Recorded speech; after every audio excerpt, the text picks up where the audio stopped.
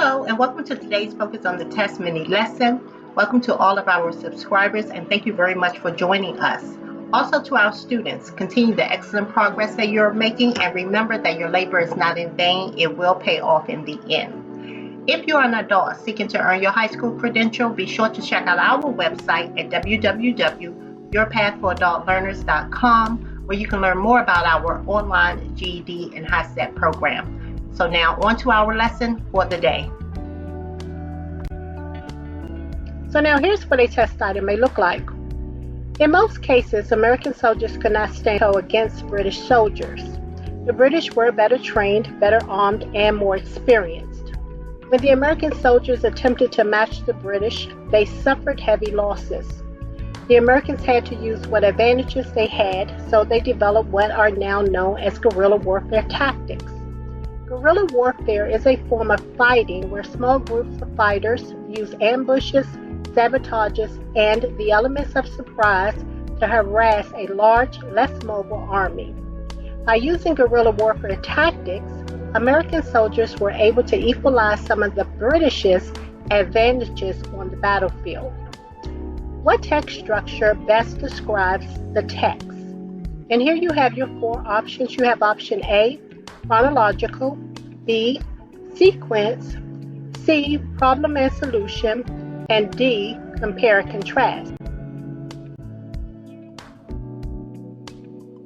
Are you looking for a convenient way to study for your GED and Hiset exam and earn your high school equivalency diploma? Well, we offer free online GED and Hiset preparation courses to get you prepared. Visit our website at www.yourpathforadultlearners.com and get on your path towards success today.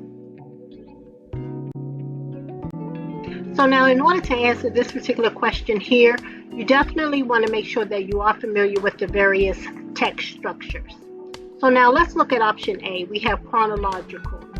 When we think about text that's being presented in a chronological structure, we're thinking about text that is presented in order, based on number order. That means you may see in an SA, first, second, third. So information that's being presented in chronological order.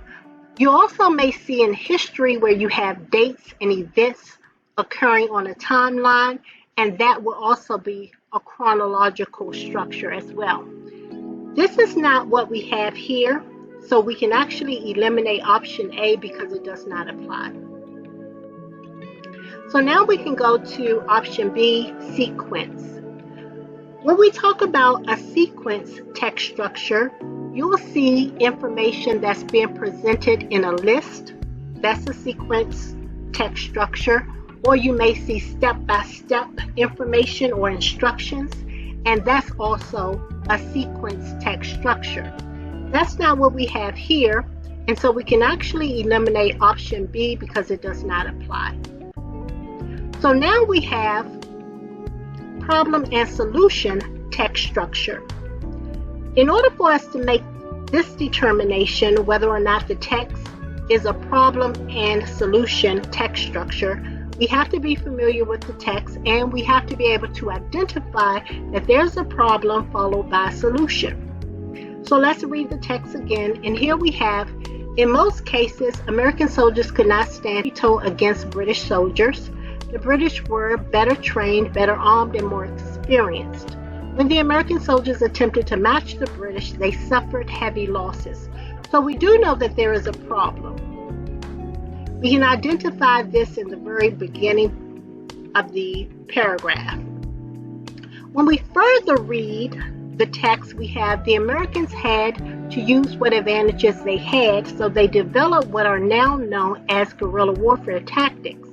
So we also know that a solution did take place here.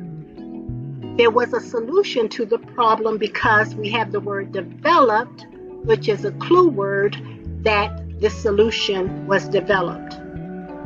Your Path is doing a fun instructional giveaway. All you have to do to enter is like and comment on our instructional videos, letting us know how they have helped you. Also, be sure to subscribe to our YouTube channel. Also, if we read further, we have, by using guerrilla warfare tactics, American soldiers were able to equalize some of the British's advantages on the battlefield. So here's also evidence of the solution.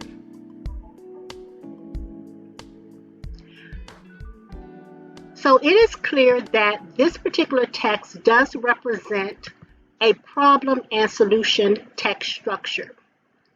So in terms of answering our question, what text structure best describes the text, we know that option C is the best choice. So let's now talk about what a compare and contrast text structure is.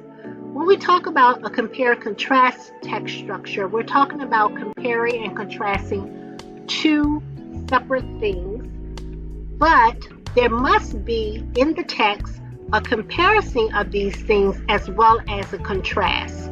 So both things must take place in the text in order for it to be a compare and contrast text structure. We know that this particular text does not represent a compare and contrast text structure, and so we can eliminate option D as well. So good luck testing. Thank you very much for watching. Be sure to like, subscribe, share, and hit the notification button down below so that you're notified on our new releases. Also, join us on our other social media platforms such as Facebook, Twitter, and Instagram.